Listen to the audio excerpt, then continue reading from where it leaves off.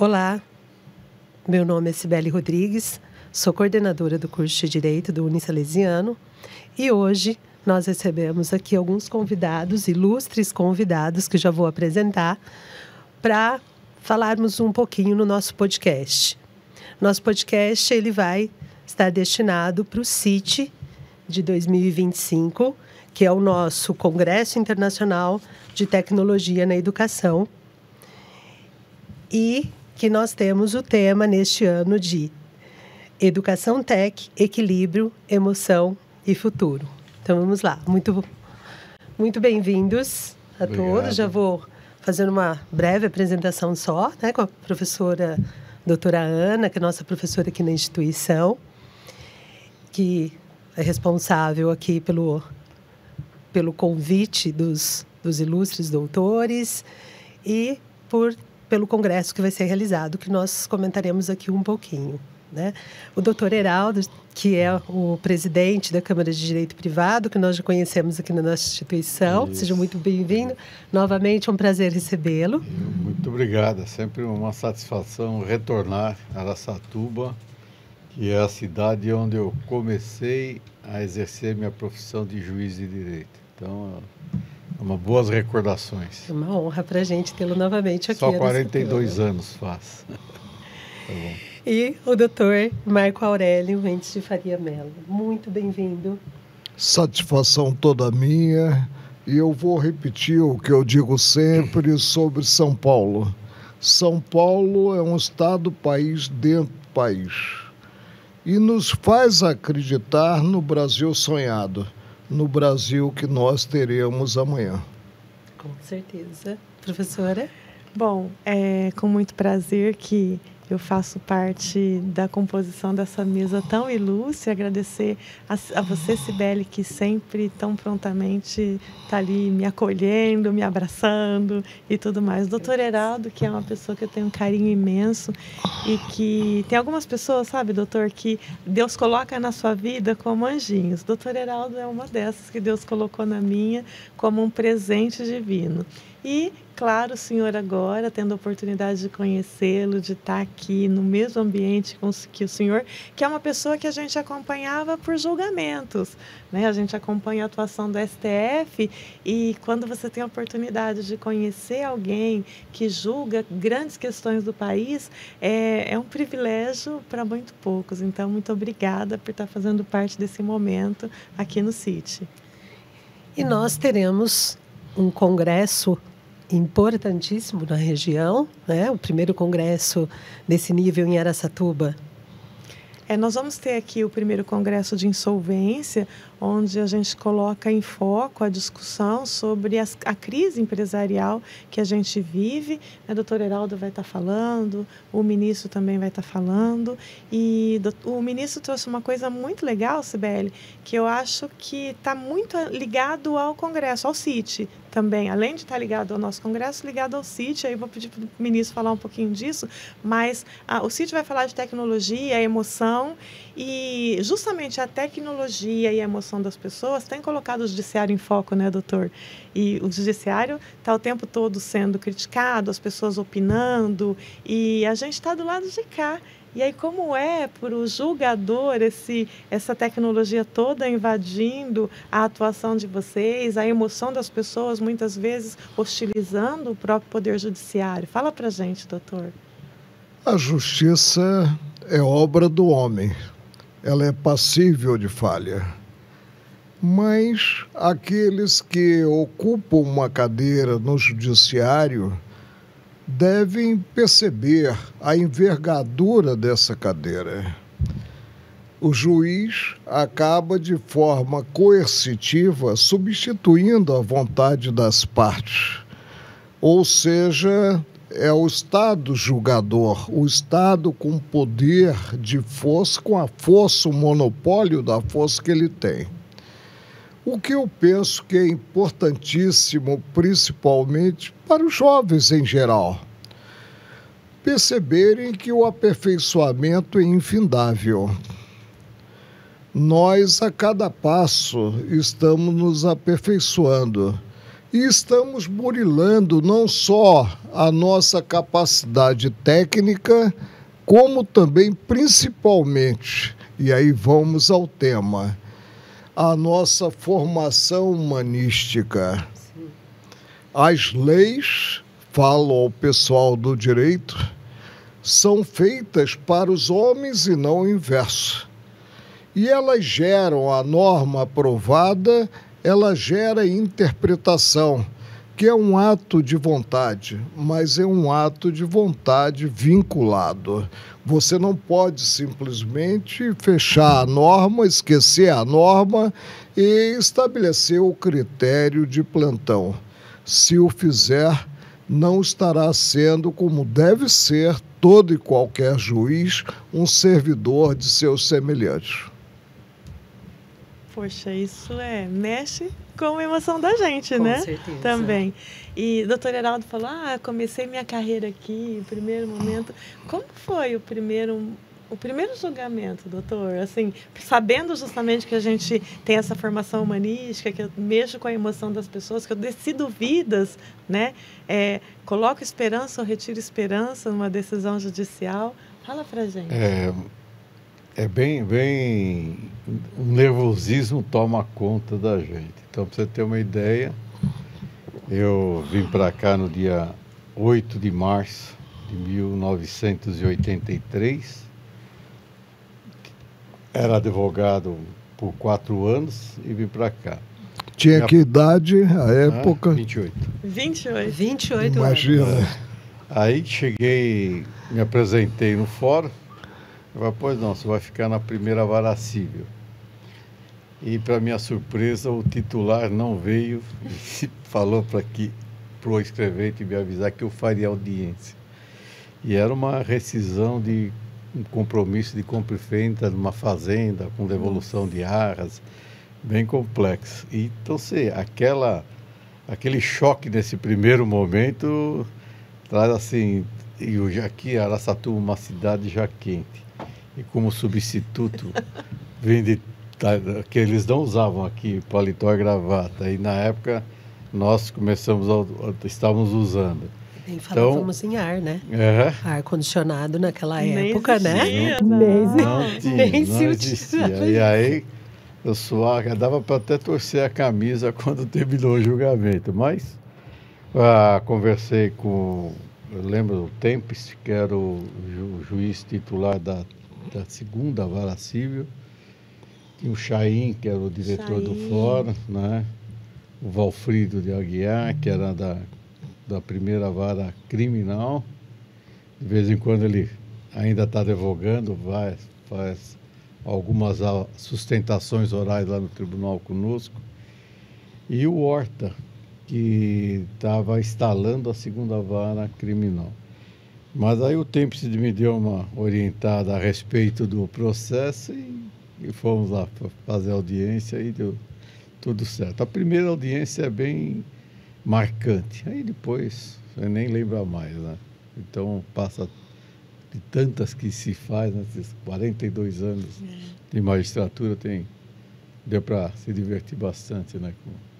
E prestar serviço à sociedade, se integrar com a sociedade. Até nós temos a Academia Paulista de Magistrados, que eu sou presidente por enquanto, e essa forma de integrar o público ao privado, né, que é uma mescla que a gente faz, que eu acho que você tem que conhecer a sociedade para poder julgá-la, senão não vai sair um bom serviço. Então, a melhor forma de assim exercer a magistratura é conhecendo os problemas que a sociedade tem e convivendo com eles. Não ficar recluso no gabinete, tem que participar. E isso é um diferencial, né, professora? Muito. Eu brinco em sala de aula, doutor, que advogado pede, promotor dá palpite, os promotores não fiquem bravos comigo, o delegado prende, mas o juiz decide vidas, e decidir vidas eu acho que é, dentre todos os papéis, o mais difícil, porque você decide algo que marca a vida de alguém para sempre. Aí justamente essa integração é importante. Uma vez, eu discutindo com o juiz uma questão de assistência judiciária, e eu falei, doutor, ele ganha um salário mínimo por mês e não era uma pessoa integrada, sabe? Tava distante da sociedade, talvez porque o juiz também tem a necessidade de se preservar, né? Mas ele falou, doutora, quem que ganha um salário mínimo por mês, doutora?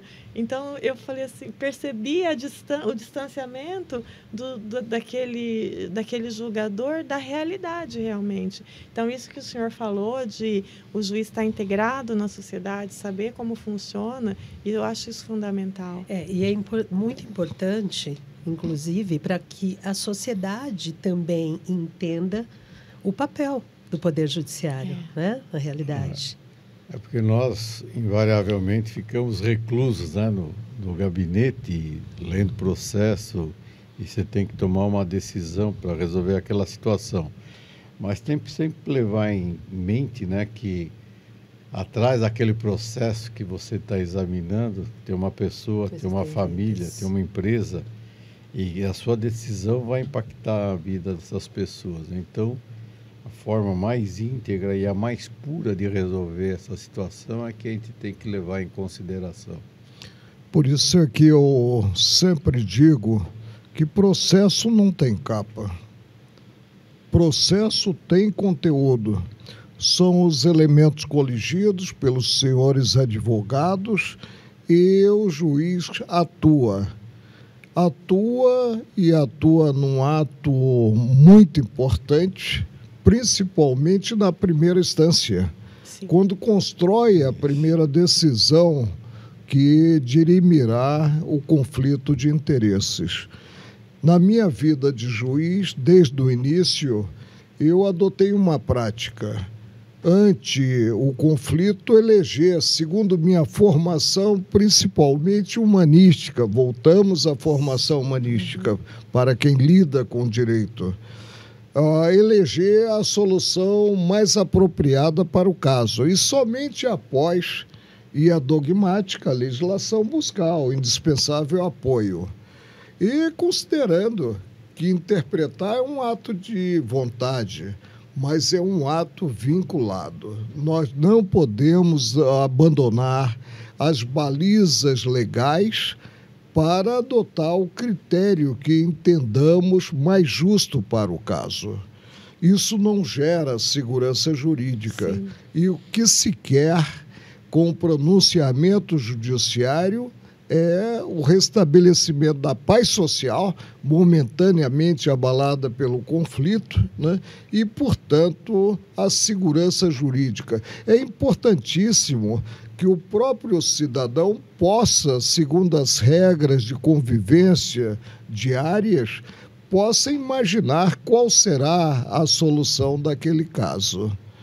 E, infelizmente, na mesa de negociações, não se tem o que seria desejável, o entendimento. Sim. Porque é muito difícil colocar-se na posição alheia e aí transigir no que entenda ser um direito inafastável. É importante a participação em si dos senhores advogados, artífices do direito, a participação do Ministério Público, da Defensoria Pública e também a percepção das próprias partes na busca de um desfecho satisfatório para ambas. Ou seja, um processo bem feito, bem fundamentado. Isso é o ideal. Repleto de provas, porque bem estruturado na própria legislação. né? E bem estruturado, né, na própria lei. Porque quando chega para o tribunal, eu imagino quão difícil se torna para os autores, porque no tribunal perde a pessoalidade, né? Fica mais difícil julgar. Porque em primeiro grau você tem um contato, né? Com a parte, né? O colegiado, eu sempre entendi assim, é o somatório de forças distintas. Os integrantes do colegiado se complementam mutuamente. E aí se busca o melhor desfecho para a causa. Eu digo que a verdadeira pedreira da magistratura está na primeira instância. Primeira instância. O Tribunal de Justiça, órgão revisor, já encontra o processo formado com os elementos coligidos, né? E com uma sentença proferida.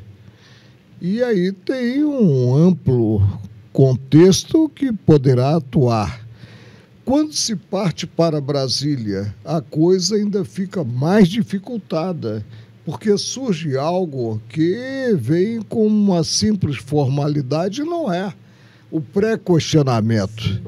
Ou seja, em sede extraordinária, me refiro aos tribunais superiores e ao Supremo, se atua a partir da moldura fática, delineada, inafastável, no acordo impugnado. Esse faz incidir a norma aplicável ao caso. A responsabilidade do julgador, quer na primeira, quer no grau revisional, que é a segunda instância, quer já em Brasília, é uma responsabilidade enorme. E o respeito ao ofício que ele exerce não decorre de um rigor maior, não decorre de um afastamento considerado a urbanidade que deve ser mantida com os demais artífices do direito, os advogados, membros do Ministério Público e até mesmo com as partes. O respeito ao julgador decorre disso e de entender que o processo não pode ter capa. Ele atua de forma política, visando tornar prevalecente a lei de regência e restabelecendo a paz social. Esse é o papel do julgador em si. Agora voltamos a falar sobre algo que eu entendo importantíssimo em qualquer profissão, que é a formação humanística. E como nós burilamos essa formação humanística? Mantendo contato com as pessoas na vida em sociedade.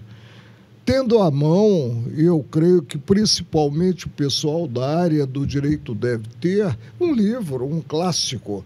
Porque nos livros, nos romances, nós temos conflitos de interesse e nós adotamos posição em relação a esses conflitos e, com isso, aguçamos a nossa sensibilidade. Como o ministro falou, né, em segundo grau você tem já um norte a seguir, porque já tem uma decisão e as partes vão discutir essa decisão.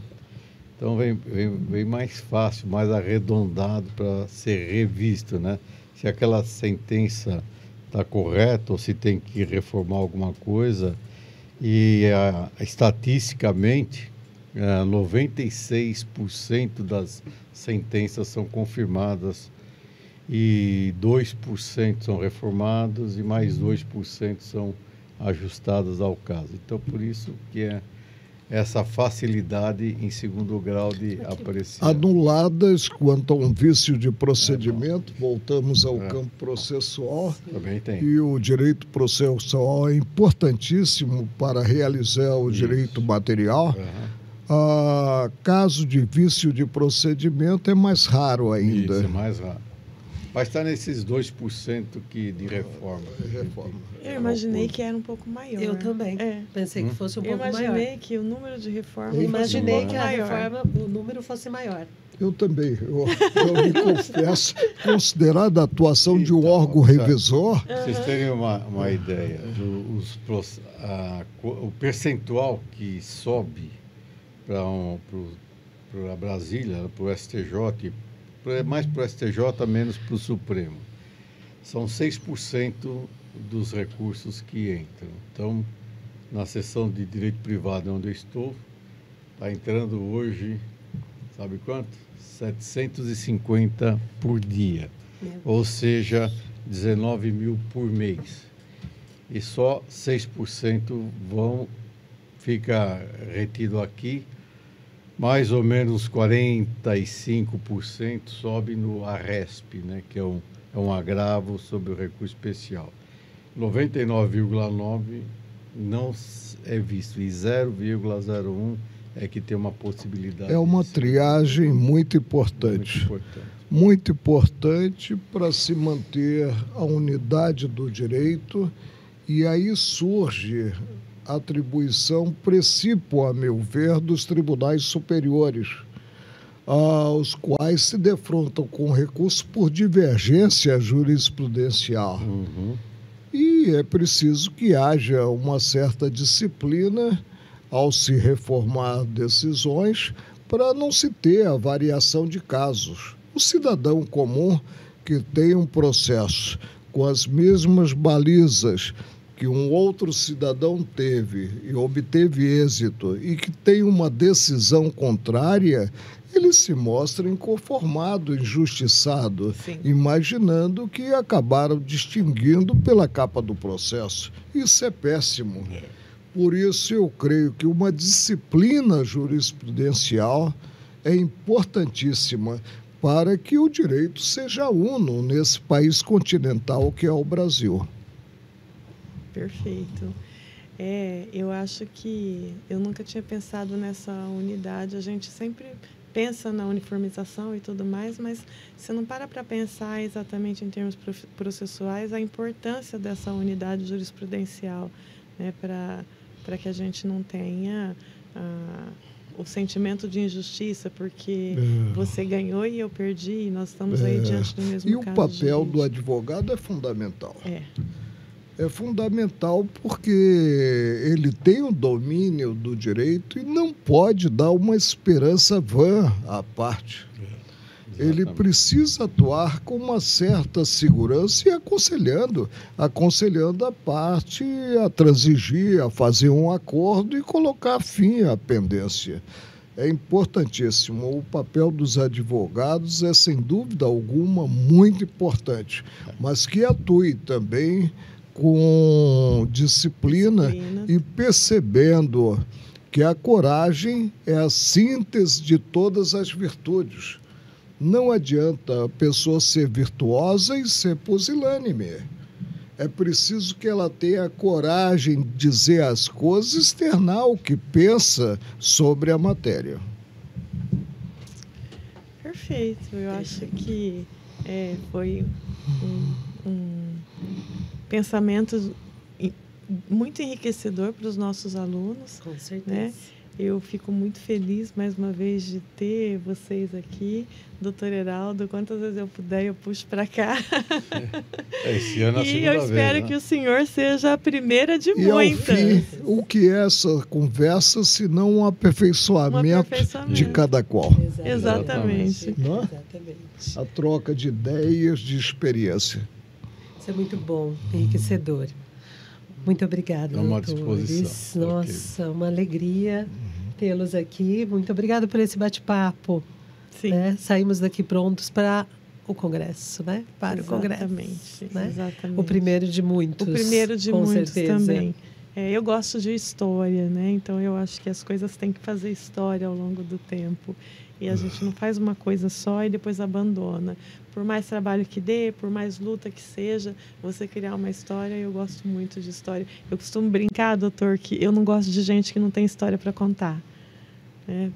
Então, nós vamos ter aqui uma grande história para contar, com toda certeza. Em nome do Unisalesiano, eu agradeço imensamente por ter deixado essa porta para que a gente pudesse participar, que os nossos alunos pudessem participar. Muito obrigada. Obrigado. E de minha parte, eu digo, quando eu me defronto com um município como esse, percebendo a pujança do município, com um centro educacional como o Salesiano, eu confio que nós teremos algum dia o Brasil de amanhã. Hoje, o Brasil sonhado está nas mãos dos alunos em geral. Que é o nosso futuro, vocês são o nosso futuro. Né? Obrigada, professora Ana. Bom, ficamos por aqui. Até a próxima.